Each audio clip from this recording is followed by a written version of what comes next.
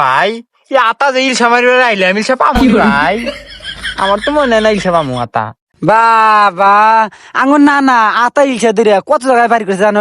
London 3টা building দিছে, বাংলাদেশের ওই যে কি জানি কয় ওটা হনেও দিছে 3-4টা বিল্ডিং, জানোসি না আঙ্গুর না না আতা ছাড়া আতা ইলশা ধরে। বাবা আর খালি তুমি নানার কথা বলতে নানি কি করছে জানো? আতা ইলশা ধরে আর মাটি ধরে 4-5টা বাড়ি করছে। নানি জাগা মতো ইলশা ধরে। ভাই তোর নানা আতা মাছ ধরে, ওর নানি আতা মাছ ধরে। ভাই তাহলে এই যে এত ঠেটা ঝাল বানাই কে আর মাসে ঝাল এত কষ্ট বানা ঝাল দে মাছ মারি আজকে তো আতাই মাছ মারমু।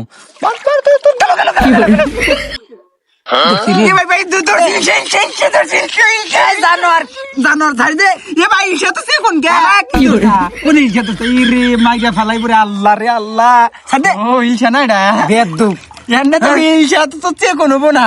বেদ্দুপ রে একবারে কিনি। ভাই আমরা ইলশা মেরে আইছি কে?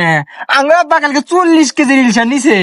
এরা আঙ্গুর আব্বা বাবা মাইসে আর ভাই যে কিনতে 40 কেজি ইলশা ইলশা কিনবে আর বাবা আমরা চিনি না। আমার আব্বা কালকে দৌড় চালতে মারছি 40 কেজির একটা আর 38 কেজির একটা। তুই জানোস অন্যান্য বাজার গেলে আমার নানির ফারদাল আছে, আমার নানি যে মাছ ধরে কি কয় কত দৌড় দল দেই সে মাছ আলা পাগল ব্যাংটা নাকি রে ওর নানি ধরে ফারদালতে মারছে। কার নানি?